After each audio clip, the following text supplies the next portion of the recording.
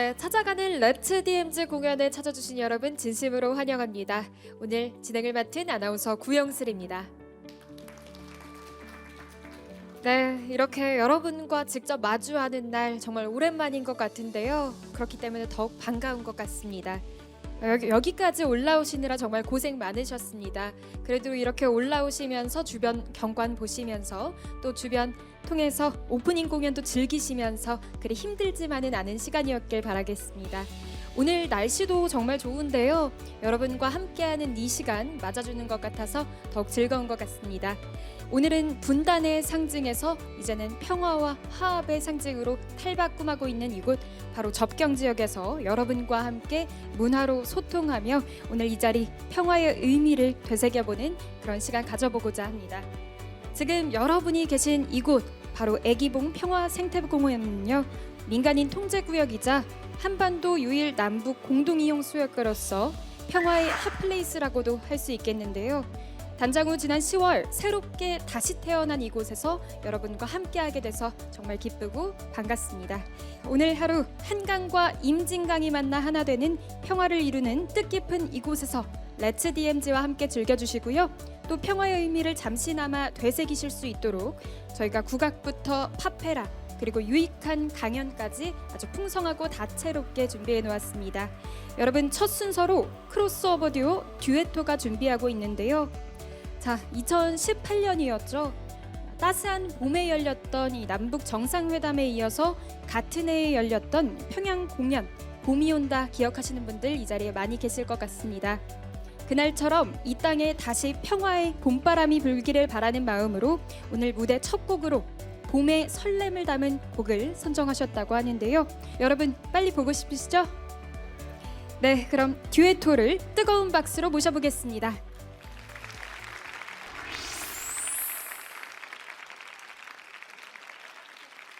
네, 안녕하세요. 다시 한번 소개해드리겠습니다. 저희는 팬텀싱어라는 프로그램을 통해서 지금은 듀에토로 활동하고 있고요.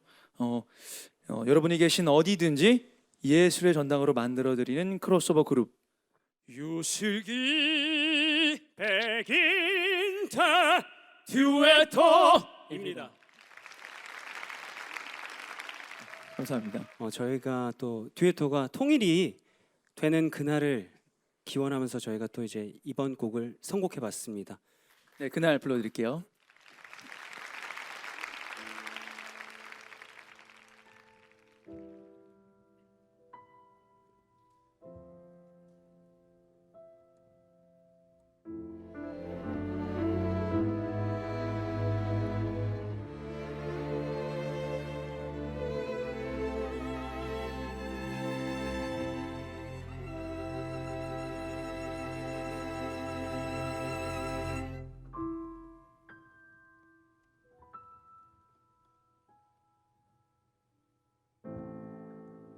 잔인한 햇살에도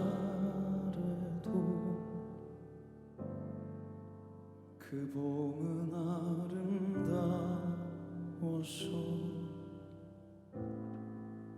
숨죽인 들밤 위로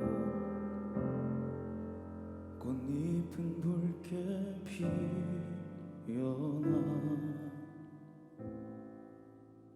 끝없이 긴 밤에도 나를 덮은 건 푸르름이라 필요한 꿈이라도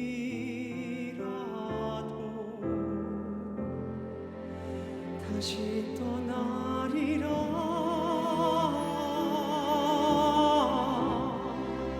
모든 바람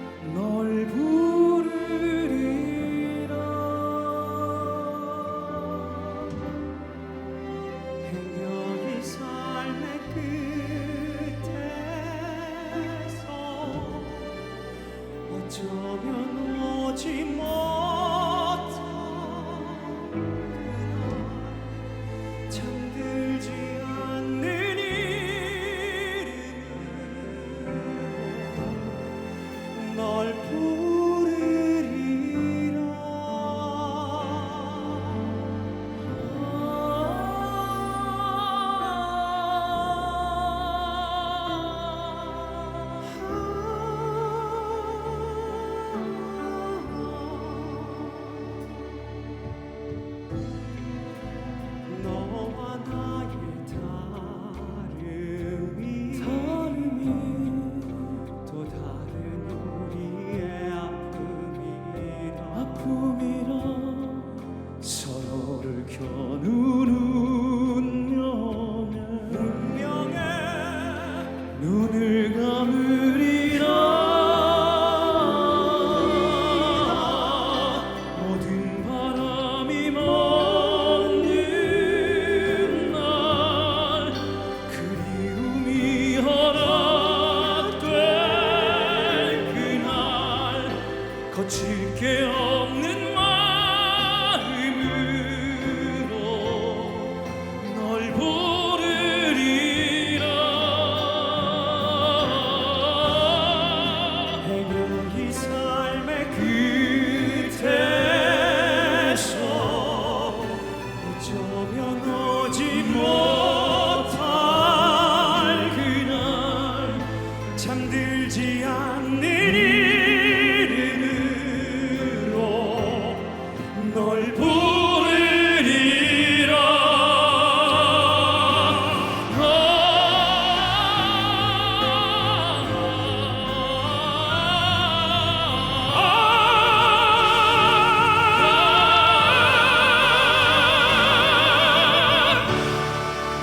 메마른 나의 바다에 한밤 내린 붉은 태양 닿을 수 없는 만남 못 잊으리라. 이 삶의 끝에서 결국 하나가 되는 그날 내 찬란했던 아픔을 다 부르리라.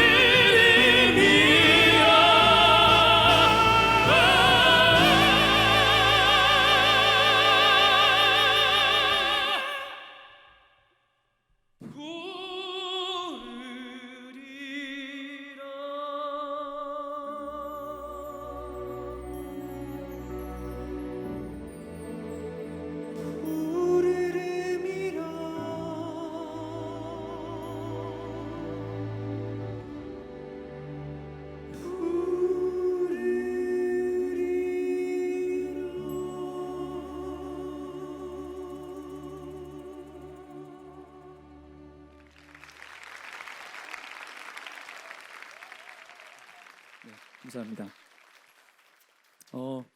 두 청년들이 굉장히 열창을 하고 있죠. 네, 저희들의 마음이 간절하다는 것을 노래로 대신 나타내고 있습니다. 저희가 힘들어서 여러분께 평화가 찾아올 수 있다면 저희는 더 힘들어도 괜찮습니다. 네, 지금 이곳은 경기 아트 센터가 아니고요. 네. 거의 경기 아트 센터가 아, 되고 네, 있습니다. 그렇군요. 네. 이제 저희 듀엣토가 할 수 있는 곡은 마지막 곡 하나가 아쉽지만 남았는데요. 저희 마음 같아서는 뭐 10곡도 할 수 있지만요. 여러분의 평화를 위해서 저희가 조금 빨리 내려가는 게 사실 좋지 저희의 평화를 위해서 마지막 곡은 좀 오늘 같은 분위기에 잘 맞을 것 같습니다. 굉장히 유명한 곡이고요. 아름다운 대한민국의 사계절을 노래하는 그 곡입니다. 진정한 평화의 아름다운 나라가 오기를 바라는 마음으로 우리 아름다운 나라 불러드리고 인사드리겠습니다. 감사합니다. 네, 지금까지 저희는 듀엣토였습니다.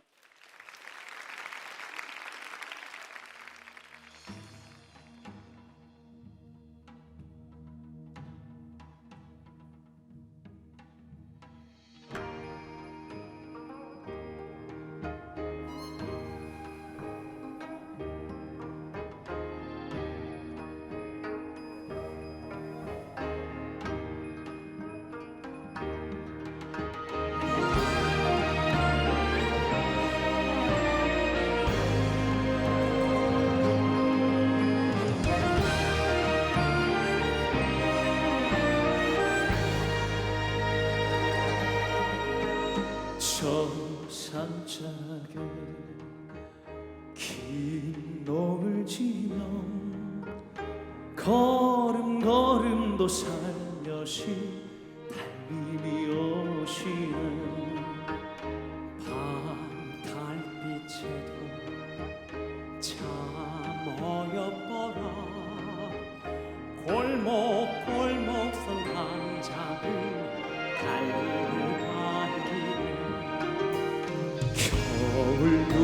곳이 무엇이 안치러 그 포근한 흰 빛이 샌바람도 재우니 참 아름다운 많은 꿈이 있는 이 땅에 태어나서 행복한 내가 아니냐. 큰 바다 있고 푸른 하늘 가진 이 땅 위에 사는 나는 행복한 사람 아니냐. 힘드시면 변하셔도 괜찮아요.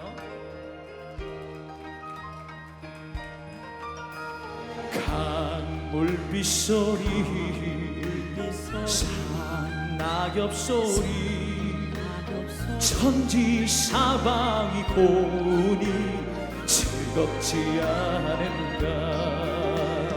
밤꽃 소리 들불 정든 소리 청춘도 고운이 맘 즐겁지 아시는 분은 속으로 참 아름다운 많은 꿈이 있는 이 땅에 태어나서 행복한 내가 아니냐. 큰 바다 있고 푸른 하늘 가진 이 땅 위에 사는 나는 행복한 사람 아니냐. 이렇게 차려주시다니 감사합니다. 마지막 불 태우겠습니다. 아끼지 마. 다 쏟아본다. 큰 추위로 견뎌낸 나무의 뿌리가 봄 그리운 마음으로 부르다.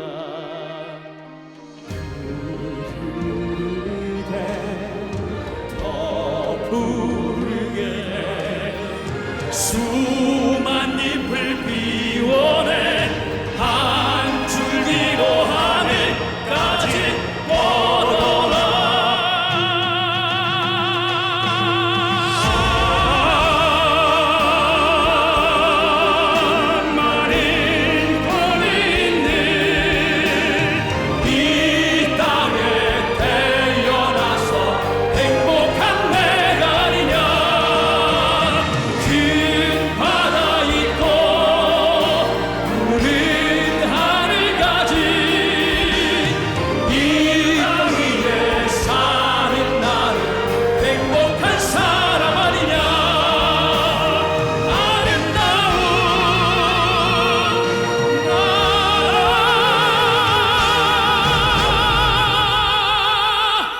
감사합니다. 듀엣이었습니다. 네, 감사합니다.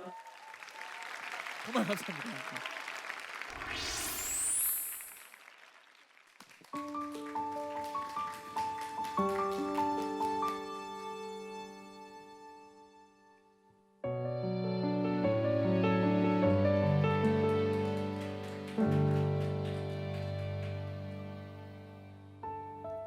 어떻게 만들어졌는지 어디서부터였는지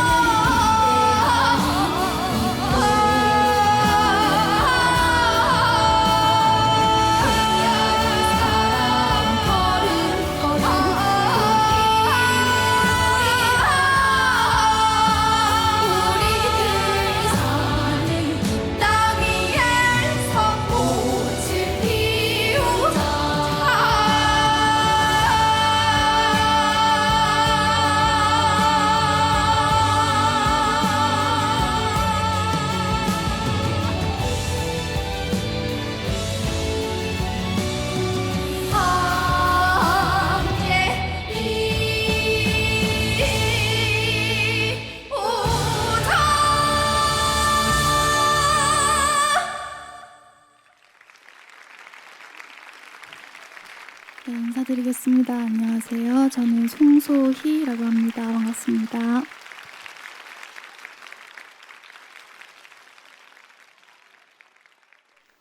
방금 들으신 곡은 내 나라 대안이라는 제 노래인데요. 사실 발매된 지는 얼마 안 됐습니다. 올해 현충일에 발매가 된 곡인데 이제 가사를 제가 썼는데 당연히 나라가 제목에 들어간 만큼 나라를 생각하면서 쓴 곡이긴 한데요. 어떤 마음으로 썼냐면 이제 나라에 좋은 일이 있을 때 이 곡을 내가 같이 부르면 더욱더 의미 있는 그런 공연이 되지 않을까 싶어서 그런 걸 막 그런 무대들을 상상하면서 썼었거든요. 근데 오늘 또 이렇게 좋은 일로 또 이렇게 불러주셨는데 이 노래를 또 함께 부르게 되어서 너무너무 좋은 것 같습니다. 우선 초대해 주셔서 진심으로 감사드립니다. 내 나라 대안이라는 곡 들려드렸으니까 이제 제가 또 민요 전공자이거든요. 그래서 민요 한 자락은 들려드려야 되지 않을까 싶어서 준비한 곡입니다. 또 날씨가 슬슬 추워지고 있어서 뭘 부르면 제격일까라는 고민을 하다가 군밤 타령 한번 또 이렇게 상큼하게 불러봐야겠다 싶어서 준비를 했습니다. 군밤 타령 들려드리도록 하겠습니다.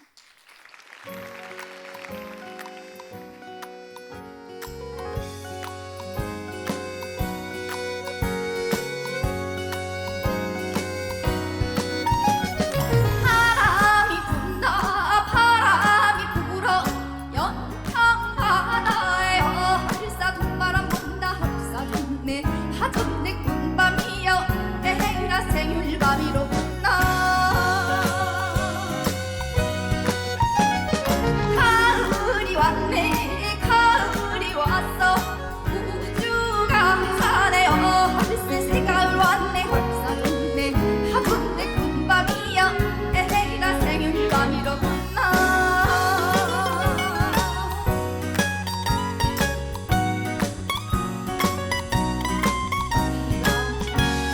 반주가 조금 길어가지고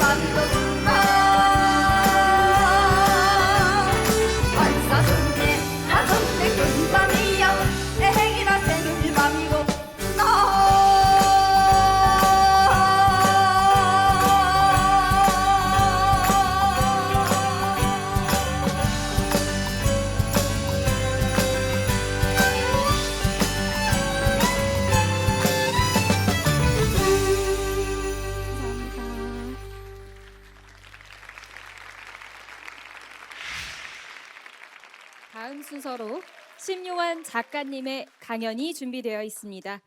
이곳 애기봉 평화생태공원은요, 둘러싸고 있는 조강이 한국 전쟁 이후 정전협정 당시 남북 민간 선박의 자유로운 항해를 보장하는 중립수역으로 지정이 되었으나 군사적 충돌 방지를 위해서 출입이 제한되면서 세계적인 멸종 위기종의 서식지와 번식지가 되었다고 합니다. 이렇게 한강과 임진강의 물줄기가 만나는 하나가 되는 곳 조강에서 서로 다르게 흘러온 우리 남북의 역사와 인식을 어떻게 하나로 연결하고 우리는 무엇을 해야 하며 또 통일을 위해서 어떤 노력들을 해야 하는지에 대한 강연이 준비되어 있다고 하는데요. 그럼 심용환 작가님을 여러분 뜨거운 박수로 모셔보겠습니다.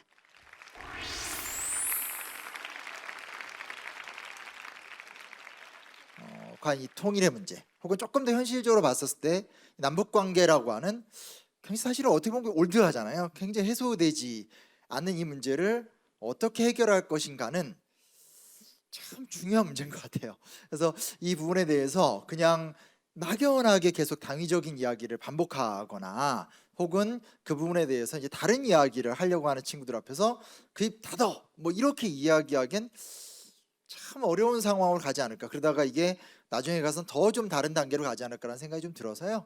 아마 잘 아시겠지만 여기가 이제 원래 크리스마스 트리 기억나시죠? 저는 이제 어렸었을 때 이제 크리스마스 트리 이거 꼭 뉴스에 나왔어요. 뉴스에 나온 거 보면 그 북녘 땅에도 이 따뜻한 온기를 전하겠다 뭐 이런 되게 아름답게 이제 묘사를 했었었죠. 근데 나중에 나이가 좀 들어서 공부를 하고 세상에 대해서 이제 배우다 보니까 사실 이건 굉장히 좀 선전물적인 역할이 많았었죠. 우리 이 남녘 땅이 갖고 있는 이 자유의 힘을 보라. 사실 이런 것들이 좀 많았었다라는 것들. 그리고 냉정히 따졌었을 때 뭐 지금도 우리가 남북 관계 문제를 해결하는 데 있어서 참 어렵잖아요. 그러니까 우리만 마음 열고 이렇게 평화를 가자 한다고 해서 쉽게 될 문제도 아니고 현실적인 어떤 뭐 여러 가지 남북 관계에 굉장히 위험한 요소들, 경계해야 될 요소들이 같이 있는 관계들. 근데 어찌됐건 그 과정 속에서 이곳이 이제 김포시나 경기도의 의지를 바탕으로 해서 또 지역민들의 의지를 바탕으로 해서 이렇게 평화를 새롭게 이제 재창조하는 공간으로 자리매김했다라는 건 좀 대범한 시도이고 의미 있는 시도가이지 않을까. 저도 그래서 이제 같이 좀 오게 된 건데요. 자, 그 이제 여기 오면 여기 전시관 오면 조강이라고 이렇게 여기 써 있잖아요. 사실은 대한민국 사람 중에서 이 근처에 이 사연을 아는 사람들을 제외하고 조강이란 말을 들어본 사람이 있을까? 사실 그 의문이 들어요. 솔직히 말하면 그렇죠. 그래서 쉽게 말하면 임진강에 물이 나와가지고 혹은 예성강에 물이 나와서 이제 서해로 흘러 들어가는 그 직전 단계 이 일대를 조강모기로 불렀다 지금 그 얘기거든요. 요거는 조금 배경을 설명해 드리면 지금은 우리가 전통이 아니라 근대화된 지리학 속에서 수계를 다 조사해서 남한강과 북한강이 합류가 돼서 서울을 통과해서 서해로 나간다. 이게 이제 한강이라는 개념으로 딱 정립이 돼 있잖아요. 임진강, 예성강도 마찬가지인 거고. 근데 이거는 처음 20년대 이후에 나온 근대적인 강에 대한 이해인 거고 예전에는 그러지 않았어요. 예전에는 그냥 자기가 살아가는 곳의 길목에 중요한 강을 그냥 강이라 불렀었어요. 그래서 이제 서울의 지하철역 타다 보면 뭐 이렇게 예를 들면 이제 뭐라 하더라 한강이 굉장히 크잖아요. 그러면 한강이라는 우리가 알고 있는 그 한강은 조선시대 때 없어요.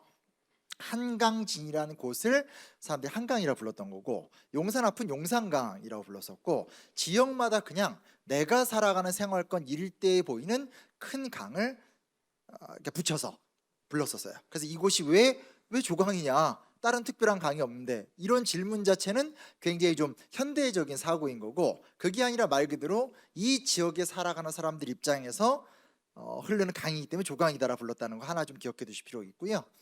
또 하나는 뭐냐면 또 하나는 이제 지금은 한강이 서해로 빠져나가기만 하잖아요. 그렇죠? 빠져나가기만 해요. 근데 예전에는 그렇지 않았어요. 예전에는 이게 언제나 이야기하는 거지만 이 소위 말하는 밀물썰물의 원칙이 있잖아요. 그래서 언제나 하루에 한 번씩 썰물 끝나고 밀물때가 되면 한강에 거꾸로 역류를 해서 들어왔어요. 어디까지 들어왔냐면 한강으로 따진다면 용산까지 들어왔어요. 용산까지 들어왔어요. 그러면 한강만 그런 효과가 일어난 것이 아니라 예성강이나 임진강도 그런 효과가 있었겠죠. 그래서 상상을 해볼 수 있는 부분이지만 조선 후기 때나 이럴 때 보면 전국에 엄청난 상단이 배를 몰고 연근해를 통과해서 다 강화도와 김포 일대에 정박을 해요. 그리고 기다리고 있다가 이제 딱 때가 돼서 물이 역류를 하게 되면 그 물의 역류 흐름을 이용해서 배를 타고 거꾸로 들어오면서 한강으로 들어오는 사람들이 이제 용산까지 딱 들어오게 되는 거고, 그리고 이제 예성강이나 임진강도 그 루트를 따라서 들어오게 되는 거예요. 그리고 실제로 요 당시에 바람 부는 것들 따라서 하면 강화도나 김포에서 배를 출발하면 딱 하루면 여기서 약간 황해 쪽으로 나가서 평양까지 도착하는데 딱 하루 걸려요.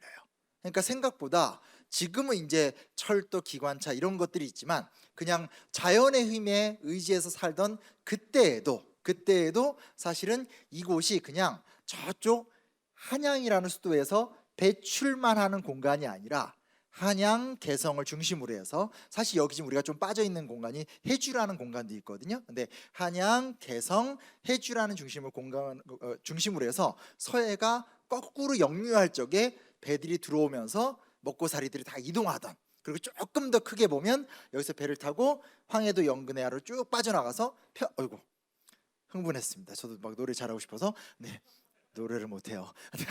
평양까지 가게 되는 그런 역동적인 공간이었다라는 거예요. 그러나 이제 지금은 잘 아시다시피 여기 와보면 북녘 땅이 보인다. 이 말은 뭘 얘기하는 거냐면 풍광이 좋긴 하지만 실제로 이 일대의 강은 우리가 들어가 볼 수도 없고 만질 수도 없고 활용할 수도 없고 속된 말로 개발할 수도 없는 강이 돼버린 거죠. 그러니까 좀 답답한 모습이에요. 그래서 제가 서해라는 기준으로 먼저 이렇게 말씀을 드리고 싶었던 건, 요거는 보시면 실제로 이제 군사분계선 이렇게 그려져 있는 거거든요. 그러니까 보다 보면 임진강이 북한에서 내려오다가 남한으로 들어와서 흘러가게 되는 강이 하나 있는 거고, 한강은 이제 김포 타고 들어오게 되는 거고, 이쪽이 이제 크게 예성강이 내려와서 서해로 빠져나가는 구조인데, 실상 이제 이 한강 하류 일대를 전혀 활용하고 있지 못하다라는. 그러니까 꼭 활용을 해야 되냐 이건 아니지만 조선 후기 때 그냥 어떤 자연력에 의해서도 그렇게 소통하고 교감하고 활발하게 했던 지역 자체가 지금은 사실상 인위적으로 완전히 스탑된 상태에서 지금 7, 80년째 시간이 흘러가고 있다는 것 정도는 우리가 알 필요가 있는 거죠. 그러니까 지금 가서 여기 너무 아름답네요, 이 얘기 자체가 어떻게 보면 되게 비극적인, 어떻게 보면이 아니라 본질적으로 비극적인 이야기다라고 할 수 있죠. 이제 약간 그 노래의 감동은 사라지고 계시죠? 제 강의에 좀 몰입을 해주셔야 됩니다. 알았죠? 지금 제 시간이에요. 아무리 원하셔도, 아니요, 그런 동정의 박수는 필요 없습니다. 제가 그런 거 없어도 하긴 다 해요. 예전에 어디 갔다가 제 앞에서 갑자기 행사에 없었던 트로트 가수가 와서 6곡을 부르고 거기서도 제가 꿋꿋이 강의를 했었기 때문에 상관은 없습니다. 자, 그다음 보면 보세요. 이제 이게 이런 구조거든요. 어찌됐건 우리나라가 서울 중심, 인천 이렇게 발달이 돼 있고, 그나마 지금 우리나라의 워낙 서울 중심의 팽창력이 커지고, 그리고 현실적으로 80년대 이후에 남북한의 경제력 격차가 커지게 되고, 또 우리나라가 대북 정책에 있어서 개방적인 입장을 갖게 되는 과정을 거치게 되는 상황 속에서 고향, 김포, 파주까지 개발이 되어가고 있는 구조지만, 지금 보이듯이 이 선에 의해서 딱 막혀 있는 구조가 되거든요. 근데 이왕 우리가 이런 어떤 콘서트도 하고 강의도 하고 이 시간을 만든다라는 것은 어찌됐건 통일이라는 거대한 대의 전에 남북관계를 개선하고, 그 개선하는 과정을 통해서 우리가 보다 더 나은 지리적, 공간적, 문화적인 어떤 것들을 향유하기 위해서 지금 이 이야기를 하게 되는 거잖아요. 그래서 그 다음 장을 보여주시면 이런 효과가 돼요. 어떻게 될지는 잘 모르겠지만 개성공단은 우리가 해봤잖아요, 그렇죠? 근데 만약에 과거처럼 남북관계가 더더더 개선이 되고, 그때 남북한에서 나름대로 합의를 봤었던 것들이 모조리 다 실현이 된다라는 것을 가정했을 때는 이제 이쪽 소위 말하는 지금 현재 우리가 있는 한강 하류 지역이 굉장히 중요한 어떤 발전 공간으로 발전할 수밖에 없어요. 왜냐하면 인위적으로 이 막혀 있는 공간이 해소가 되면서 지금 보시면 여기 바로 위에 개성 붙어 있잖아요. 그리고 사실은 예전에 기억하시겠지만 98년에 남북관계 정말 안 좋을 적에 현대그룹 정주영 회장께서 소떼 500마리 끌고 북한 갔던 거 기억나시죠?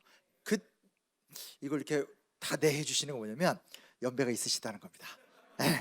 왜냐하면 젊은 애들하고 얘기하니까 잘 모르더라고요. 그래서 제가 되게 화가 났었어요. 한때는 삼성보다 현대가 더 컸다고 하니까, 그러니까 친구들이 무슨 현대의 지분이냐고, 뭐 그건 아닌데, 여튼 근데 뭐냐, 그때 이제 김정일 위원장을 만나서 사실은 정주영 회장이 제일 처음 제안했던 건 개성공단이 아니라 해주공단이었었어요. 왜 그러냐면 개성은 고려의 수도로 유명하지만 조선시대 때는 언제나 기억해야 될 게 주자가 들어간 곳이 되게 중요한 공간이고 해주가 실제로는 황해도에서 굉장히 중요한 공간이에요. 그래서 율곡이의 활동상이 사실은 해주부터 임진강까지 이어지는 것도 이쪽에서 굉장히 활동을 많이 했었거든요. 그래서 근데 실제로 노무현 정부 당시에 나왔었던 안이 뭐냐면 개성공단이 잘 되니까 개성공단에서 해주공단으로 확대를 하자. 그리고 자기네 정부에서는 할 수 없는 거지만 그 이후에 더 잘 된다면 황해도 특별경제구역으로 나아가자. 뭐 이런 논의가 됐던 거죠. 근데 사실 이제 그 이후에 우리가 NLL이라는 문제를 두고 굉장히 사회적 논란을 겪긴 했는데 여튼간에 사실은 개성, 해주로 나아가는 경제성장의 모델이 돼서 남북한의 경협이 이어진다라는 것이 성과를 낸다라면 결국은 서울, 인천 그리고 개성, 해주의 광대한 권역이 만들어질 수밖에 없어요. 근데 광대한 권역이 만들어진다는 것은 지금 우리가 서 있는 바로 이곳이죠.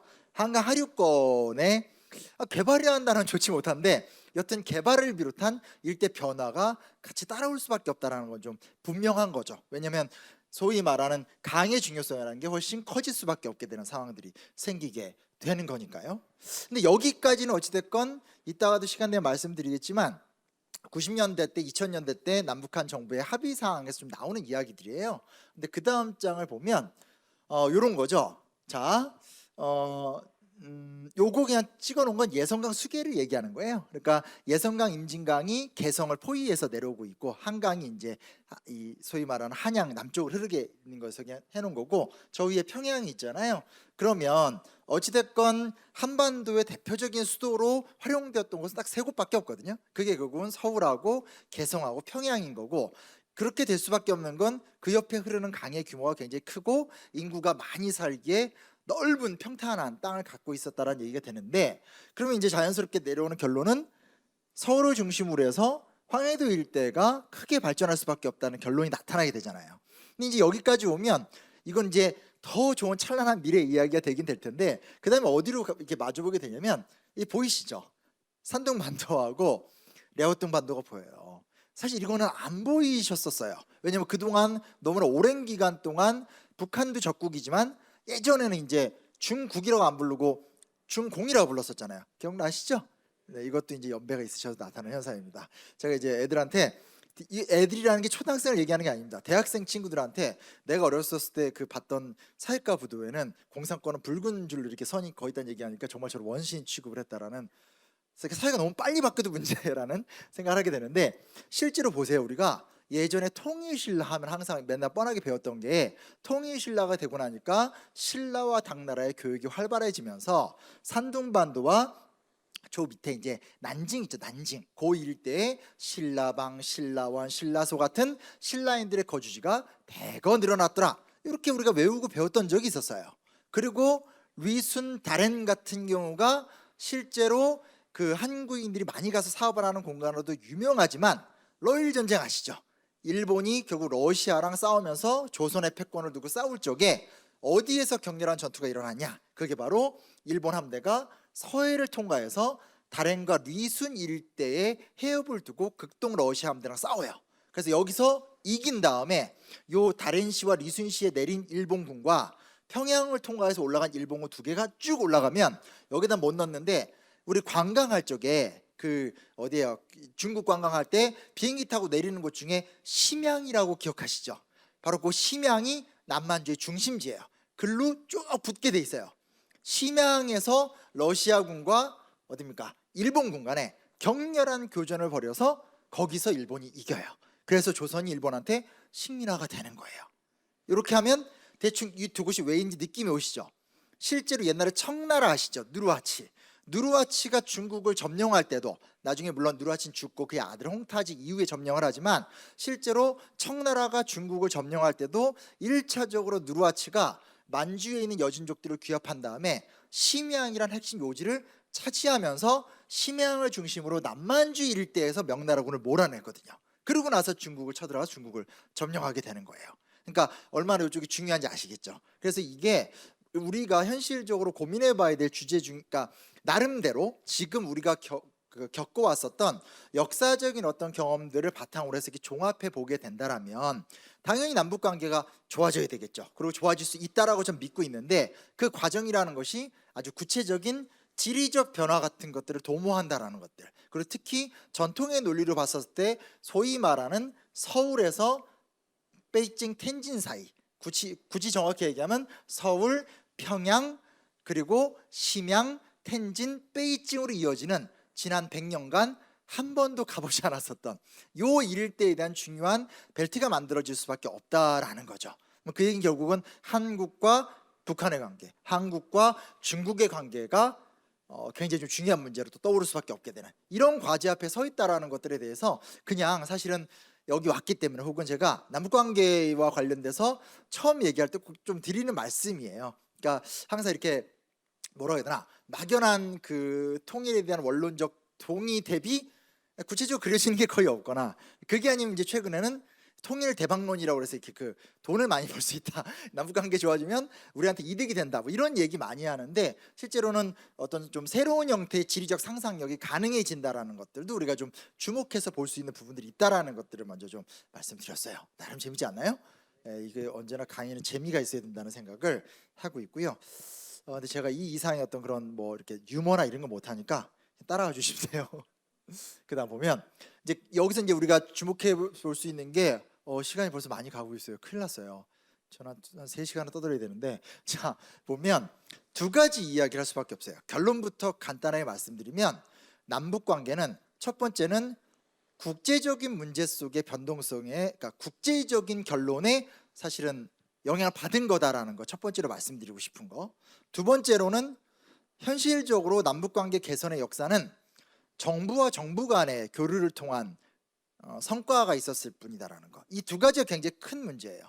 세 번째는 민간 간 교류인데 민간 교류의 선례자는 김구 선생이 최초예요.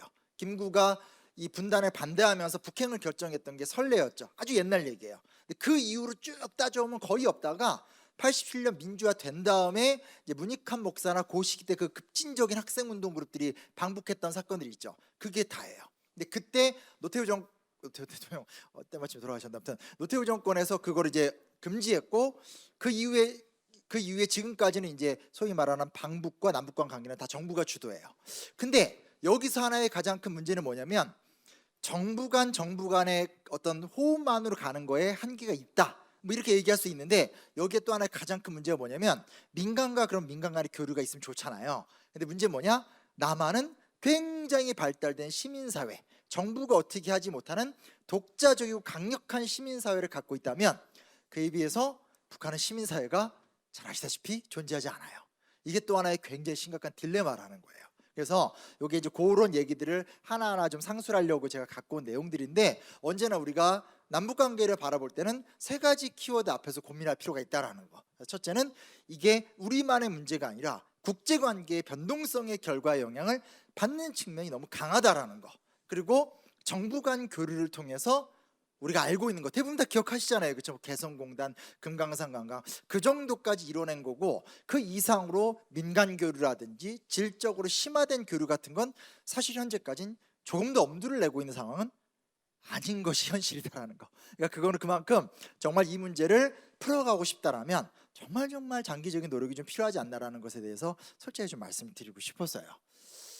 이건 이제 보시면 알지만 루즈벨트 대통령이고 영국의 처칠이고 이제 소련의 스탈린입니다. 넘어가서 우리 얘기를 하게 되면 항상 나오게 되는 건데 세 가지 원죄가 있어요. 첫째는 이제 47년 트루먼 독트린인데 여기 지금 이 우리나라 지도 아니잖아요. 근데 제가 이제 항상 드리고 싶은 말씀이 뭐냐면 이게 있어요. 냉전은 우리가 다 알잖아요. 이게 그 결국은 히틀러나 일본 세력들을 추축국을 무너뜨린 다음에 소련과 미국을 중심으로 해서 공산권과 이 자유진영이 대립하는 시대로 갔다라고 얘기하게 되는데 처음부터 그러진 않았죠. 왜냐하면 처음에는 서로 연합해서 소위 말하는 이 파시즘 세력들과 싸웠던 거고 그 다음 단계로 들어가선 이제는 어떻게 하지 하면서 나름 루스벨트나 스탈린이 갈등을 벌이기도 했지만 엄청나게 심각한 갈등은 아니었어요. 근데 문제는 뭐냐면 결정적으로 루즈벨트 대통령이 죽고 이 트루먼 대통령이 이제 권좌를 이제 임계 받으면서 나타나는 상황이라 좀 볼 수 있게 되는데 우리나라 해방된 다음에도 1947년에 트루먼 독트린이라는 게 발표가 되는데 한 흥미로운 게 뭐냐면 이 해방 공간 얘기할 때 보면 그런 거 있잖아요. 뭐 예를 들면 왜 이렇게 김일성이나 이승만 대통령을 이렇게 분단 위주로 가려고 했냐, 아니면 김구 선생은 뭐 이렇게 왔다 갔다 했냐, 뭐 이런 얘기 되게 많이 하잖아요. 이렇게 공개적으로는 아직까지도 그렇게 얘기를 잘 못하지만 사석엔 자리에선 해방 5년사를 두고 사람들이 좀 역사 아시는 분들 얘기를 많이 해요. 근데 중요한 게 뭐냐? 사실은 제일 중요했던 건 47년 트루먼의 결정이거든요. 이거는 우리나라 때문에 내린 결정은 아니고 이 유럽에서 이 보시면 그리스, 터키 보이시죠?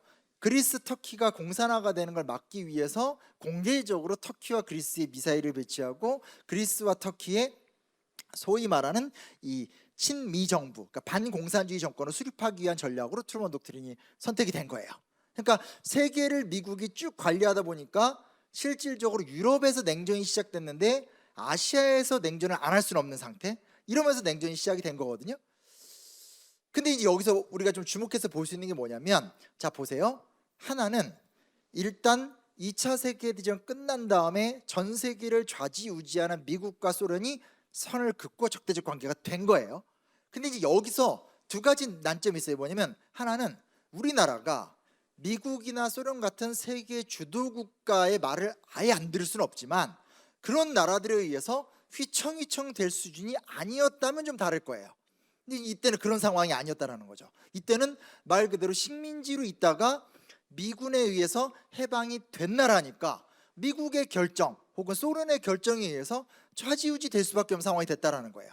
그게 이때와 지금의 가장 큰 차이라는 건 우리가 좀 기억을 해둘 필요가 있다라는 거죠. 그래서 그건 우리가 좀 기억을 해봤으면 좋겠다라는 거고, 또 하나는 뭐가 있냐, 이게 되게 가슴 아픈 부분이고 보신 분 있을까 모르겠는데 제가 한 2, 3주 전인가 그 SBS 당신 욕하는 사이에서 여운형 암살편에 이렇게 나와서 이렇게 얘기를 했는데 아무도 안 보신 것 같네요. 그 재밌는데 시청률 꽤 나왔는데 더 열심히 하겠습니다. 근데 뭐가 있냐면 실제로 되게 중요한 포인트가 뭐냐, 이런 게 있어요. 예를 들면 이탈리아 사회주의 되게 강했던 나라거든요. 근데 이탈리아의 공산당이 이탈리아에서 나치와의 엄청난 투쟁을 하고, 사실 많은 사람들이 자꾸 놓치는데 이탈리아의 파시스트 무솔리니는 연합군이 와서 무너뜨린 게 아니라 말 그대로 이탈리아의 이 소위 말하는 파시스트들을 무너뜨리고 싶은 자생 세력에 의해서 무솔리니가 무너져요. 그러니까 무슨 얘기냐면 이탈리아가 원래 추축국 히틀러 편이긴 했지만 이탈리아 내에서 무솔리니가 쫓겨나는 건 연합군이 도와줘서 된 것이 아니라 말 그대로 이탈리아의 저항자들이 무너뜨린 거예요. 근데 무솔리니를 무너뜨리는 정도까지는 되지만 완전히 이탈리아를 어떻게 해방시키고 이럴 여력이 안 됐었거든요. 근데 그때 그 당시 기록을 보면 이탈리아 공산당들이 계속 기다리고 있어요. 누굴 기다리냐면 자기들이 공산당이니까 당연히 소련군이 오기를 기다리죠. 근데 소련군이 안 와요. 왜 안 오냐면 이탈리아 반도에는 미군과 영국군이 들어왔거든요. 그러니까 자기네들의 계획과 다른 거예요. 그러면 이탈리아 공산당이 좋아, 이제 우파들 들어왔으니까 다 일어나고 전쟁해, 이렇게 가냐? 이렇게 안 가요. 왜냐면 현실적으로 국제 상황을 보니 이게 지금 이탈리아에 소련군이 들어올 리도 만무하고 결국은 이 어떤 미국과 영국의 협조하에서 우리 이탈리아를 잘 만들어야 되겠다로 상황이 판단이 되는 거죠. 그래서 이탈리아 공산당이 입장을 바꿔서 연합군에게 협조하는 체제를 추구하면서 소위 말하는 민주공화국이란 틀 내에서 사회주의 개혁의 이상을 이렇게 추구하는, 우리식으로 말하면 사회민주주의 같은 거 있죠? 그런 식으로 가게 돼요. 그러니까 뭘 얘기하는 거냐면 이때 이탈리아에 있었던 진보 그룹들은 본인들의 사회주의에 대해서 깊이 알고 있으면서도 너무나 어떤 그런 원리주의적이나 단순한 행동으로 선택을 안 했다라는 거예요. 근데 웃긴 게 뭐냐면, 웃기단 말은 좀 그렇지만 해방이 됐었을 때 우리나라에 얼마나 많은 사람들이 좌익이다, 우익이다, 민족주의다, 사회주의다에 대해서 체계적으로 알고 이해할 리가 힘들잖아요. 이해할 리가 없어요. 근데 웃긴 게 뭐냐, 그 뭐라고 할 수 있죠? 선무당이 사람 잡는다, 약간 그런 느낌 있죠. 그러니까 오히려 구체적이고 딥하게 준비하고 훈련된 사람들은 복잡한 정치 변동에 적응하면서 그냥 전쟁이나 내전으로 가는 것이 아니라 우리의 이상은 이런 방식으로 관찰하겠다라고 하면서 고도의 정치 상황을 만들었다면, 우리 같은 경우는 사실 제대로 된 이념도 없어, 제대로 공부도 하지 못해서 했는데 막 이렇게 흥분만 한 거죠. 막 업돼 있는 거죠. 그러니까 너 어느 편이야? 너 왼쪽이야 오른쪽이야? 하면서 사실상 해방 공간에서 적극적으로 서로를 적대시하면서 공격하게 되고 싸우게 되고 좌우 테러가 심해지고 분단까지 가고 전쟁까지 가게 됐다는 결과가 있다라는 거거든요. 그래서 여기서 사실은 왜 분단이 됐고 냉전이 시작됐는가를 이야기할 적에 첫째로 이야기하는 건 당연히 국제 관계에서의 어떤 결정인 건 맞아요. 근데 문제는 두 번째 문제가 되는 거죠. 지금과는 다르게 이때 우리나라는 전혀 힘이 없었던 나라였다라는 거. 근데 마지막이 되게 중요한 건데 세 번째는 힘도 없고 이념적인 이해도 거의 없는 상태에서 상호 적대성은 엄청 높았다라는 거예요. 이건 되게 우리가 진지하게 숙고해 봐야 될 문제예요. 오히려 그것이 민족주의가 됐던 사회주의가 됐던 뭘 좀 깊이 이해하고 오랫동안 역사를 싸워왔던 사람들은 서로 싸우지 않으면서 합의를 구하면서 하나의 정부를 만들었다면 잘 모르는 사람들이 오히려 쉽게 흥분하고 쉽게 싸우면서 상호 간에 테러하다가 나중에 결국 6.25 전쟁까지 일어나게 되는 이런 상황으로 갔었기 때문에 그런 부분들이 좀 있었다라는 것들에 대해서도 좀 같이 좀 봐주면 좋겠다라는 생각을 해보게 됩니다. 요거는 뭐 그 얘기를 넘기고 했었어야 되는데 그 다음은 이제 69년 닉슨 독트린인데 요게 이제 좀 중요한 사건이죠. 닉슨 독트린은 지금 지도를 보시면 알다시피 베트남의 공산화를 막기 위해서 이제 진행됐었던 사건인데요. 근데 요 사건의 이제 핵심적인 모습들을 보면 뭐가 나타나냐면 1969년 닉슨 독트린 당시 닉슨 대통령이 이런 얘기를 해요. 미군을 사실은 베트남에서 빼야 되잖아요. 빼는 과정 속에서 사실 이제 경우의 수가 어떻게 진행이 된 거냐면 미국 입장에선 베트남의 공산화를 도저히 막을 여력이 없어요. 근데 하나 흥미로운 게 뭐냐? 당시에 같은 기간 중소 분쟁이라고 그래서 중국과 소련이 같은 사회주의 국가인데 사이가 엄청 나빴어요. 무력 충돌까지 했죠. 그래서 여기서 닉슨의 생각은 뭐냐면 그러면 베트남의 공산화를 인정하고 미군을 빼겠다. 다만 빼는 과정 속에서 중국과의 이면 합의를 통해서 아시아에서 소련의 영향력은 막으면서 좀 중국과 미국의 밀월 관계 속에서 적이긴 하지만 관계를 좀 재조정하면서 이 아시아 문제를 좀 관리하겠다라고 하는 복잡한 이면 합의라는 것이 진행이 돼요. 그러니까 이건 좀 상황이 다른 거죠. 47년에는 그냥 편이 딱 정해지는 거잖아요. 이쪽 자유세계는 내 편, 그리고 이제 공산세계는 너네 편 이렇게 나눠진다라면 그것과 다르게 69년 닉슨 독트린 때는 우리가 빠지고 표면적으로 보면 동아시아의 대륙 쪽은 다 공산 진영인데 실제로는 소련과 중국의 사이가 나쁘고 중국과 미국이 이면 합의를 하면서 애매하게 이제 동아시아 문제를 이끌어가는 상황. 근데 그 사실 재밌는 게 뭐냐면 나중에 비밀 문서로 많이 밝혀진 거지만 여기서 봤었던 가장 중요한 합의 사항이 뭐냐면 남북한 문제는 그냥 두자였었어요. 그러니까 무슨 얘기냐면 남북한의 분단 체제는 그대로 유지하자라는 것이 이 키신저 국무장관하고 저우얼라이 총리 간의 합의 상황이었었어요. 이렇게 되죠. 근데 이때 이제 빠지면서 닉슨이 무슨 얘기를 하냐면 닉슨이 핵무기는 그대로 유지하겠다. 그러니까 핵우산은 그대로 씌워주겠지만 실질적으로 아시아인들의 문제는 아시아인들이 알아서 해라 라는 형태로 쓱 빠져요. 그리고 중국도 이건 이제 오버더포 같은 사람들의 기록들인데 1970년대 때 베트남이 무너지려고 하니까 김일성 입장에서도 우리도 전쟁을 해서 남한을 통일하겠다. 또 그런 생각을 하게 되는 걸 이제 저우얼라이가 강력하게 막아서 전쟁이 안 일어났다. 이런 기록들을 지금 미국의 기자들이 막 하고 있는데 여튼 중요한 사실은 뭐냐면 이런 거예요. 아니 북한 입장에선 우리가 지금 통일하겠다는데 중국이 우리를 막아? 딱 이런 입장이 되는 거고 남한 입장에선 그동안 그렇게 도와주고 우린 베트남 참전까지 했는데 니들 이해관계 바뀌니까 군대 빼냐? 그때 미군 감축 많이 됐었거든요. 이런 상황이 돼요. 그래서 이 상황에서 남한과 북한에서 공통적으로 어떤 현상이 나타나냐면 미국과 소련과 중국의 영향력이 좀 빠지니까 그 빠진 틈을 이용해서 남한과 북한의 지도자들이 자신들의 지배력을 확 강화시켜요. 그 강화가 뭐냐? 남한은 유신체제, 북한은 주체사상 들어보셨죠? 세상 정말 좋아졌습니다. 이렇게 공개적인 강의에서 제가 주체사상을 이야기하네요. 옛날 같으면 이 얘기하자마자 바로 체포가 됐어요. 그렇죠? 아무튼 나름 개그라고 쳤는데 재미가 없네요.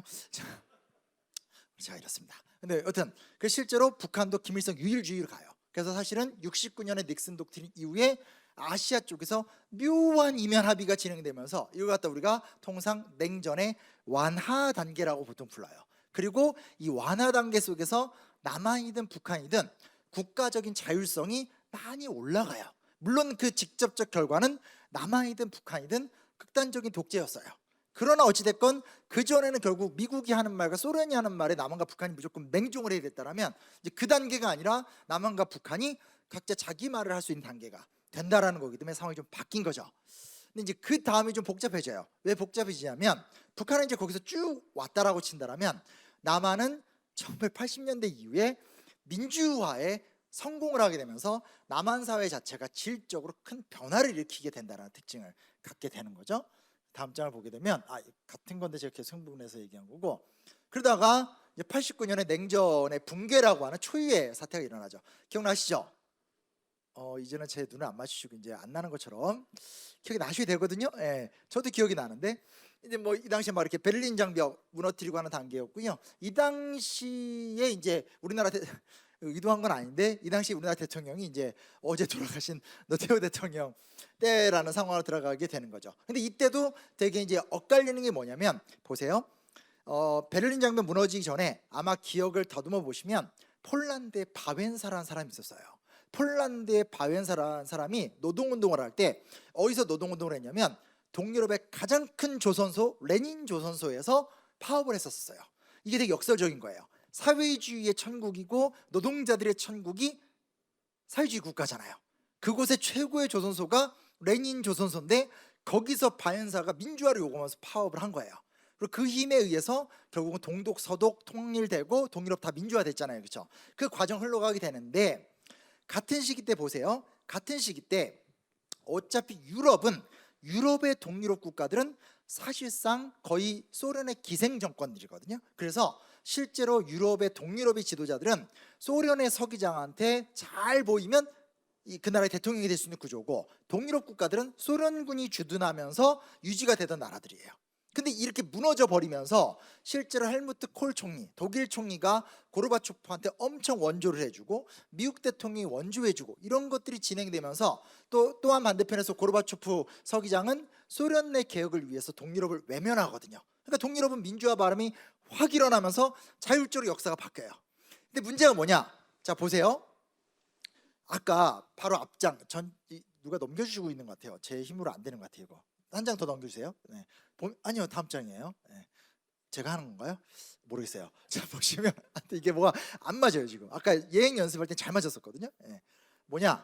보세요. 이게 중요한 게 여기서 보면 이미 미국이 아시아에서 힘을 뺄 때는 중국과의 이면 합의가 있다고 그랬었잖아요. 그리고 그 이면 합의가 가능했던 건 중소 분쟁이 너무 격렬했기 때문에 중국과 소련의 사이가 되게 나빴거든요. 그러니까 자연스럽게 다시 넘어가면 아니요 전장이에요. 아니요 내가 누르는 건가? 모르겠어요. 그냥 어찌되건 저대로 온 것 같아요. 뭐냐면 봐봐요. 유럽에선 소련이 무너지니까 유럽 전체가 민주화가 됐죠. 근데 아시아에선 소련이 무너지는 거랑 동아시아가 민주화가 되거나 무너지는 건 상관이 없어요. 왜 상관이 없냐? 첫째, 동아시아에선 중국의 영향력이 소련보다 높아요. 이 결정적 이유는 한국전쟁과 베트남전에 중국군이 참전을 했기 때문에 나타난 현상이에요. 두 번째는 아까도 말씀드렸듯이 닉슨 독트린 이후에 남한도 유신 체제를 겪었지만 북한은 훨씬 더 강고한 김일성 유일 체제로 갔거든요. 그래 버리니까 냉전이 무너지는데 중국하고 북한은 안 무너지는 거예요. 왜? 꽤 긴 기간 동안 자생적인 사회주의 체제를 발전시켜 놨기 때문에 유럽 간 다른 현상이 나타나게 된 거예요. 그리고 가장 컸던 사건이 89년에 그 유명한 천안문 사태 기억나시죠? 중국에 막 대학생 나와서 민주화 요구할 때 개혁 개방을 외치던 덩샤오핑이 탱크를 몰아붙여서 다 짓밟아 버리면서 중국의 민주화를 막아버렸잖아요. 중국은 중국식 개혁 개방으로 가게 되는 거고, 같은 시기 때 북한은 경제적으로 굉장히 힘든 과정을 거치게 되면서 그 과정 속에서 결국 이제 소위 말하는 선군 정치를 흘러가게 되는 과정을 겪었기 때문에 왜 저쪽 유럽은 변화가 있는데 동아시아 쪽은 왜 변화가 없냐라고 보면, 이거를 나쁘게 보면 이쪽에 나쁘게 봐야 돼. 좋게 볼게요. 좋게 보면 이쪽의 동아시아의 자율성이 유럽보다 높았다라는 거예요. 이 이야기는 이중적 의미를 지녀요. 어떤 이중적 의미를 지닌 거냐면 말 그대로 그러면 소련 하나 무너졌다고 같이 무너지지 않으니까 이건 우리가 스스로 풀어야 돼요. 남북 관계, 한국과 중국 관계, 한중일의 관계, 미국 중국의 관계 같이 이렇게 풀어가는 과정이 독자적으로 필요할 수밖에 없어요. 다만 좋게 보거나 희망적으로 본다라는 것은 그만큼 영내 우리 지역의 이야기를 우리가 원하는 대로 이야기를 만들 수 있다라는 자율성을 지녀요. 그러니까 무슨 얘기냐? 미국이나 유럽 같은 슈퍼 초강대국이 어떤 입장을 보이든지 간에 그것에 대해서 상대화시키면서 대응할 수 있는 기회가 있는 거죠. 물론 아직 우리가 풀어야 될 것들은 많지만, 그래서 그런 요소가 있다라는 걸 좀 기억해 두시고요. 네, 제가 시간은 얼마 했죠? 5분 남았어요? 저 이제 한 절반 했는데, 네. 뭐 재미 들을지 말하지 않으세요, 그래도? 네. 들어주세요. 네, 5분 내로 마무리 칠게요. 젠장한. 자, 자, 5분 내로 어떻게 마무리를 짓죠? 여기 넘어가서 이게 아니고, 아이고, 다음 점 보면, 그냥 어쨌든 어제 노태우 대통령이 가셨기 때문에 이 시점에 대해서 얘기를 할 수밖에 없을 것 같아요. 이게 우리가 한국의 남북 통일 정책을 이야기할 때는 잠깐 넘어가네요. 남북 통일 정책 이야기할 땐 학교에서 외울 땐 7.4 남북 공동성명만 갖고 많이 공부를 해요. 왜냐면 이때 우리나라가 최초로 1972년에 남한과 북한 간에 포괄적 첫 번째 합의를 했거든요. 그게 자주평화 민족 대단결이라는 3대 합의항이에요. 근데 솔직히 말하면 이 합의항은 거의 양자 간에 그냥 정치적인 어떤 패싸움 중에 한 과정으로 슬쩍 하고 말았던 거예요. 절대 북한도 남한도 진정성은 없었어요. 왜냐면 이거 끝나고 둘 다 더 독재로 갔으니까. 근데 중요한 사실은 뭐냐? 어찌됐건 이게 전례가 된 건 사실이거든요. 남한과 북한의 문제는 자주적으로 푼다. 전쟁이 아니라 평화적 과정을 통해서 푼다. 그걸 통해서 평화적으로 민족 대단결을 한다라는 로드맵이 딱 확보가 된 거예요. 더군다나 여기에 이제 김일성의 사인이 들어갔기 때문에 북한에서는 굉장히 중요한 유훈이 되거든요. 근데 이제 이 다음 단계 중요한 게 뭐냐면, 그 다음 단계 보면 이게 1991년 남북기본합의서예요. 냉전의 붕괴 속에서 노태우 정권이 주도를 해서 북한과의 관계를 개선하는 과정이었었는데, 이때 보면 남북기본합의서라는 게 뭐냐면 말 그대로 통일 로드맵에 대한 두툼한 책 한 권을 쓴 거예요. 남한과 북한의 장관과 차관과 장성급들이 합의를 하면서 양자 간에 앞으로 어떤 문제를 어떻게 풀어갈 것인가에 대해서 체계적 내용을 정리한 거죠. 근데 이때 가장 중요했던 성과가 뭐냐면 남한과 북한은 통일을 향해 나아가는 특수관계에 있다라는 말이 나와요. 그러니까 똑같이 남한과 북한은 두 개의 국가이긴 하지만 그럼에도 불구하고 통일을 향해서 잠정져 나아가는 과정 속에 있다라는 것을 명문화했다라는 것들, 뭐 이런 것들이 있다라는 것들에 대해서 기억을 해주시면 좋을 것 같습니다. 그래서 사실은 이런 어떤 기초 위에서 우리가 잘 알고 있다시피 김대중 정부 때 직접 이제 평양에 가서 김정일을 만나면서 구체적인 안들이 나왔고, 그게 우리가 알다시피 금강산 관광이라든지 개성공단 같은 데로 이게 이어져 왔다라는 겁니다. 어쩔 수 없이 마무리해야 될 시간이 다음 팀이 들어왔어요. 그래서 다음 팀 들어오면 얘기를 이어가기 되게 힘들거든요. 그래서 마무리 지어야 되는데, 짧은 시간 동안 좀 말씀을 드린 거지만 하나 말씀드리고 싶은 건 사실은 앞으로 어떻게 나갈 것인가에 대해서 지금 당장 엄청나게 큰 것을 기대하기는 어려운 것 같아요. 다만 중요한 것은 과거를 돌아보면 우리가 어떤 과정 속에서 흘러왔는지를 확인할 수 있고, 과거랑 확실히 하나 다른 건 지금 우리나라 꽤 잘 사는 나라고 꽤 국력 있는 나라이기 때문에 닉슨 독트린이나 트루먼 독트린 때처럼 당할 수 있는 상황은 아니에요. 또 두 번째는 한국 전쟁 끝난 지 오래됐잖아요. 그래서 그때 피해를 보신 분들은 다 돌아가셨고 그분의 자녀분들도 이제는 정말 연배가 많아지셨거든요. 그렇다면 이제부터는 소위 말하는, 이게 우리만 그런 게 아니라 북한도 그런 거거든요. 그렇다면 남한과 북한이 과거사의 상흔에서부터 벗어나서 새롭게 우리가 대화를 해 나갈 수 있는 포인트가 마련이 된 거죠. 그럼 이제 우리는 뭘 할 것인가? 그 부분에 대해서 그냥 마무리격으로 말씀드리고 싶은 건, 한 번에 막 통일 막 이런 어떤 감정적 발언보다도 그것이 정치적 입장이 A에 있건 B에 있든 혹은 어떤 전략을 갖고 있던 간에 일단 다 떠나서 서로 좀 대화할 수 있고 만들어갈 수 있고 작은 이야기들어도 공유할 수 있는 시간들, 그런 것들을 좀 인내하는 시간들이 좀 확보가 되면 좋지 않을까, 그런 의미에서 짧은 특강을 했습니다. 감사합니다. 마무리 짓겠습니다. 고맙습니다. 네. 네, 저희는 서도민요 프로젝트 예결밴드입니다. 네, 저희는 서도민요를 주제로 다양한 장르와 편곡해서 연주하고 있는 퓨전 국악 팀이고요. 오늘 들려드릴 민요 모두 다 서도민요, 이북 지방의 민요들이에요. 이북 지방의 민요를 이제 현대식으로 풀이하고 해석해서 이렇게 연주해서 들려드릴 거고요. 오늘은 의미가 담긴 렛츠 DMJ 의미가 있는 그런 곡들로만 준비해봤으니까요. 네, 오늘 즐겁게 즐겨주셨으면 좋겠습니다. 두 번째 곡은 해주 아리랑의 봄이라는 곡입니다. 서도민요 해주 아리랑을 보사노바풍으로 편곡을 해봤고요. 봄에 이제 나들이 가는 내용을 담았는데 한 발짝 한 발짝 평화를 위해서 나아가 보자는 마음으로 저희가 들려드리도록 하겠습니다. 그럼 해주 아리랑의 봄 들려드리겠습니다.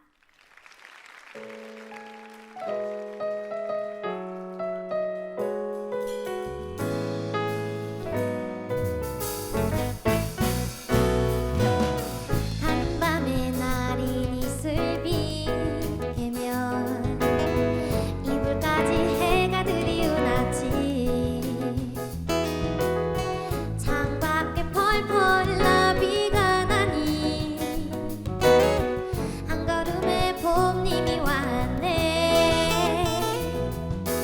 무지개 우산 아래 핀 뒷동산에 간지러운 꽃비가 내리면 진달래 빛깔 가방에 도시락 넣고 새소리 따라 올라가네 아리아리 얼쑤 아라리요 아리랑 고개로 놀러가네 아리랑 넘어가는 뭉게구름 밑에 꽃길 따라 나들이 가자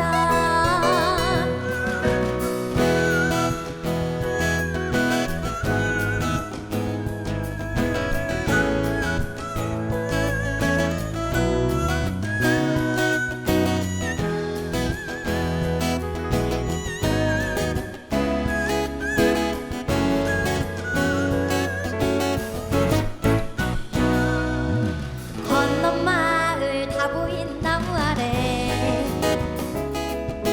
나뭇잎이 살며시 화기속말 전하며 반보라 송아색 저고리 접어 앉아서 하늘색 도화지에 하루 채워보네 홀홀 춤 따라 여행 가는 민들레야 나들이 함께 갈 뒷마당에 내려주렴 해는 이미 빗돌아 고개 넘어 수줍은 황빛이 돌거든 하나 둘셋 켜지는 별 힘들이 어가며 아쉬움만 두고 간다 아리아리 얼쑤 아라리요 아리랑 어르신 노다가세 아리랑 고개는 웬 고길까 어머 훌쩍 웃음 두고 떠나왔네 아리아리 얼쑤 아라리요 아리랑 고개로 놀러가네 아리랑 넘어가는 뭉게구름 밑에 꽃길 따라 나들이 가자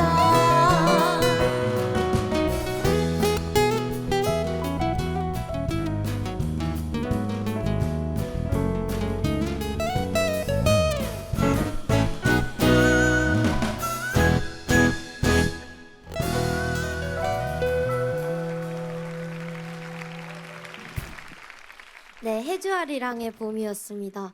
이렇게 정말 대면 공연이 되게 오랜만이거든요. 그리고 여러분들 이렇게 박수 쳐주시는 뭔가 피드백을 받으면서 공연을 하니까 지금 너무 흥이 나는데요. 너무 오랜만에 이렇게 관객분들께 직접 가까이서 들려드릴 수 있어서 오늘 너무 행복해요, 여러분. 네, 다음 곡은요, 놀량이라는 곡인데요. 놀량은 서도민요 산타령 중에 놀량이라는 곡을 레게풍으로 편곡한 아주 신나는 곡입니다. 여러분들 놀량 들으시면서 아주 신나게 즐거운 기분 내셨으면 좋겠습니다. 에라디오 호야 요레로구나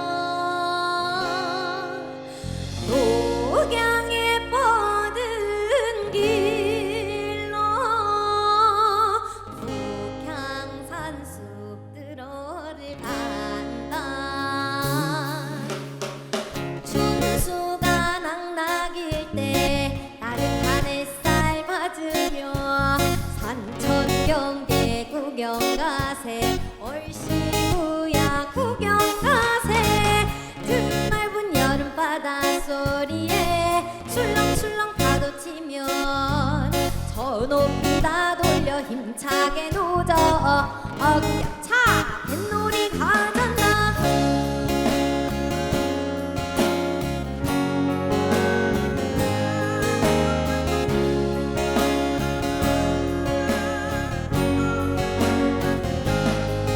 네가 어디로 가자느냐 또 내가 어디로 가자느냐 상관없어 너와 나 둘이서 손잡고 걷는다면 에이에 네가 이쪽에 쭉 웃는다면 나도 해쭉 오게 될 거야 상관없어 바보라 놀려도 너와 나 함께라면 에이에 하늘에 날록달록 물든 단풍나무 아래서 지지배배 새소리 들으며 단풍 구경 가세 하얀 눈송이가 이 산 저 산 내리면 기러기 나니 훨훨 멀리 날아가네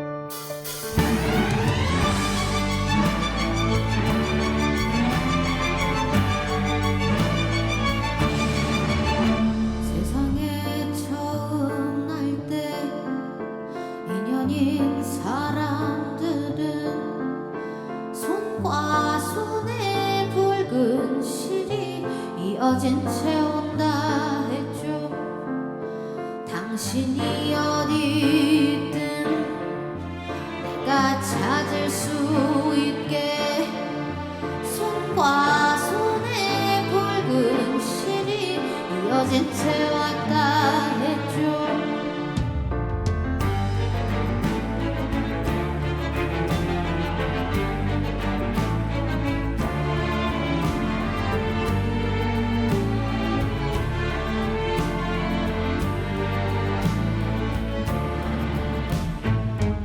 눈물 준 나의 뺨을 쓰다마주면서도 다른 손은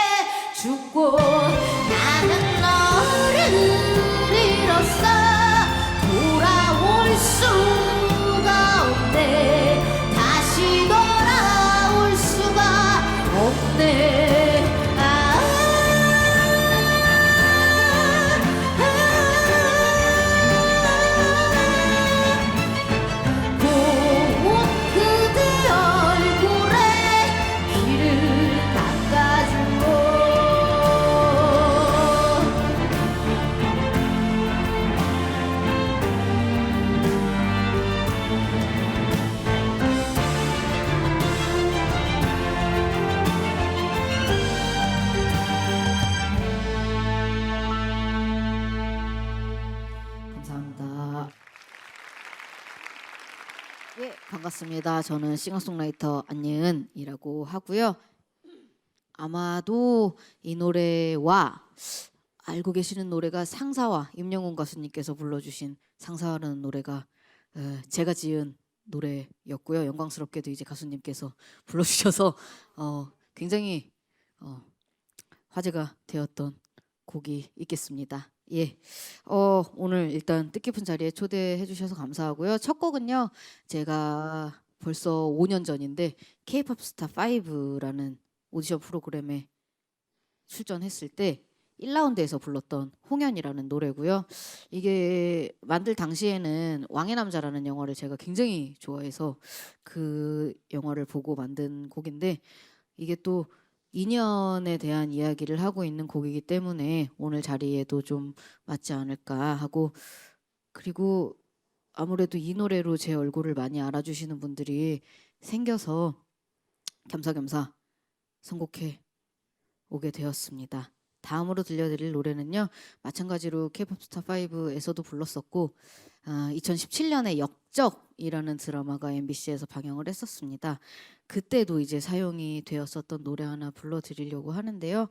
아무래도 뭔가 평화를 찾아서 앞으로 나아가자는 이야기를 담고 있는 노래여서 또 선곡을 해오게 되었고요. 봄이 온다면이라는 노래 들려드리려고 합니다. 네.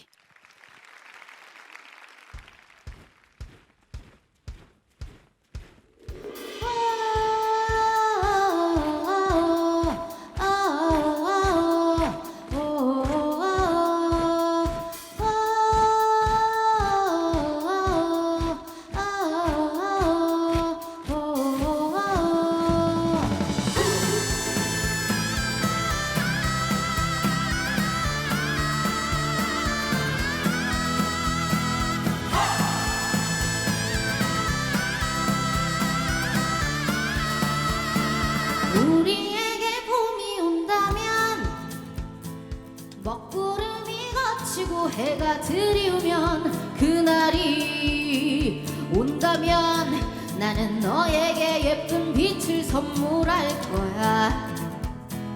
우리에게 봄이 온다면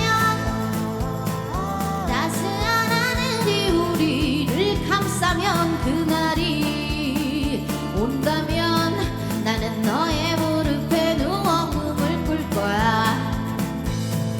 어둠에 취한 사람들이 새벽 내내 흘린 눈물이 다 같이 만세를 불러. 나비가 날아들 때 봄망울이 수줍게 문을 열어줄 때 만세를 불러. 슬픔이 녹아내릴 때 손을 맞잡고 봄이 온다면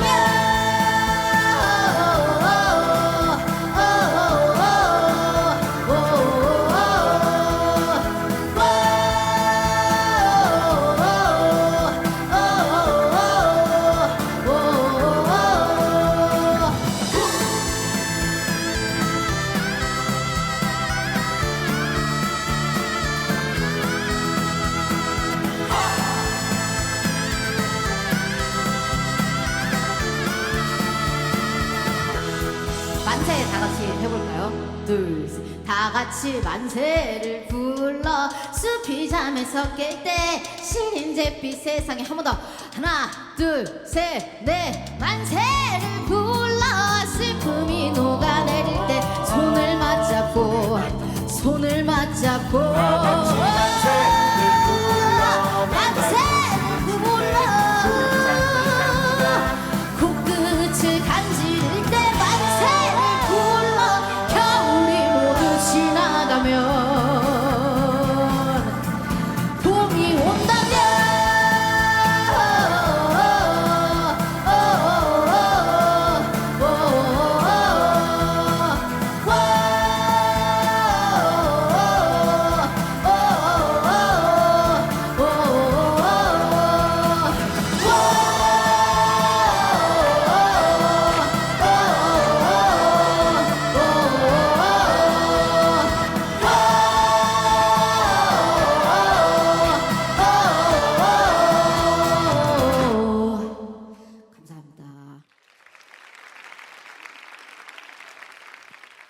들려드릴 노래는요. 아까 사회자 선생님께서 너무 멋지게 소개를 해주셨던 노래 들려드리려고 하는데 문어의 꿈이라는 노래 들려드리려고 하고요. 간략하게 설명을 드리자면 문어가 굉장히 똑똑한 동물인 거 아시나요 혹시? 굉장히 똑똑한 동물로 알려져 있는데 이 문어가 꿈을 꿀 때 꿈속이랑 동일하게 몸의 색깔이 바뀐다고 하는 짧은 다큐멘터리를 제가 보고 나서 지은 노래인데요. 이게 이제 LGU 플러스 광고에 쓰이면서 또 이렇게 한글로만 할 수 있는 말장난 같이 무너지지 마라는 캐치프레이즈로 또 사용이 됐었는데 그래서 이제 유소년, 청소년 여러분들께 사랑을 받는 노래이기도 하고 그리고 이제 사회를 살아가는 사회 초년생이라거나 모든 사람들이 또 무너지지 않고 희망을 가지고 앞으로 걸어나갈 수 있는 힘을 드렸으면 좋겠다는 의미에서 선곡해 보았습니다. 문어의 꿈 바로 들려드리도록 하겠습니다.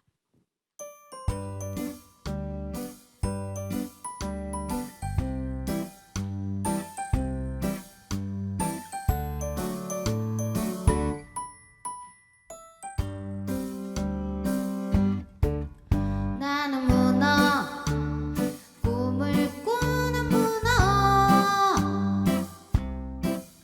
꿈속에서는 무엇이든지 될 수 있어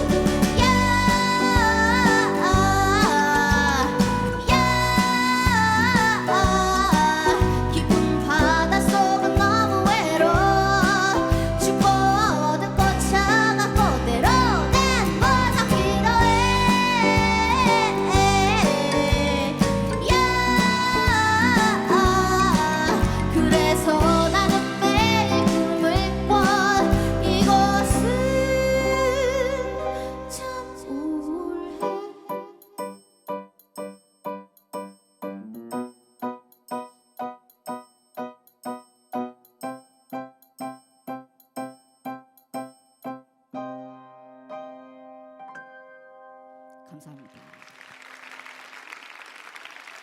이 노래를 쓸 때 사실 가사에도 너무 직관적으로 우울하다는 이야기가 나오고 굉장히 슬픈 서글픈 감정에서 쓴 노래인데요. 되게 아이러니하게도 유소년, 청소년 여러분들이 너무 좋아해 주셔서 어린이층 선생님들이 너무 좋아해 주셔서 굉장히 당황스러웠고 근데 이제 또 제 의도에 맞는 약간 사회초년생의 슬픔을 담은 CF와 이렇게 또 인연이 되어 작업을 하게 되어서 또 굉장히 영광스러웠습니다. 그런 노래였고요. 이제 마지막 곡 들려드리려고 하는데 오늘 이 찾아가는 레츠 DMZ 이 행사에 또 걸맞는 노래를 준비를 해보았는데요. 저는 이제 싱어송라이터이기 때문에 제가 쓴 노래를 주로 부르는데 오늘은 또 자리가 자리이다 보니 조용필 선생님의 한강이라는 노래 준비해 와봤습니다. 예, 뭔가 장소, 시간, 이 행사의 취지 전체적으로 맞는 것 같아서 아무쪼록 잘 들어주시고 오늘 저를 처음 보신 분들이 많으시리라고 생각됩니다. 집에 돌아가시는 길에 심심하시면은 이제 검색해서 한 번씩 들어주시고 예, 감사합니다. 한강 들려드리도록 하겠습니다.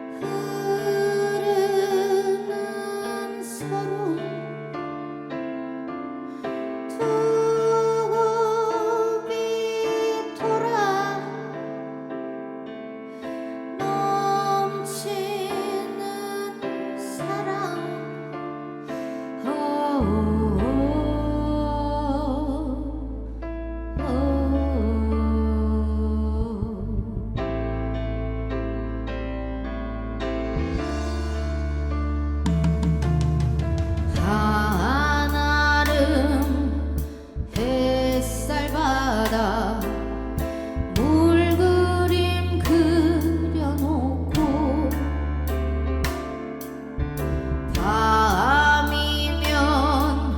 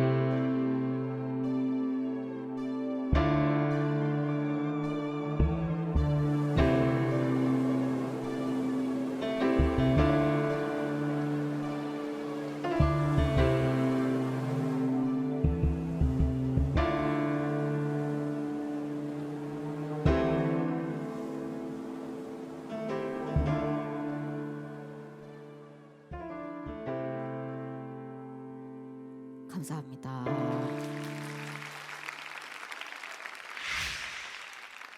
멋진 무대와 함께 지금 저의 뒤로 펼쳐진 이 광경 함께 즐기셨겠죠? 자연의 아름다움이 더해지면서 무대와 더욱 어울렸던 것 같습니다. 그럼 지금까지 아나운서 구영슬이었습니다. 함께해 주신 여러분 대단히 고맙습니다.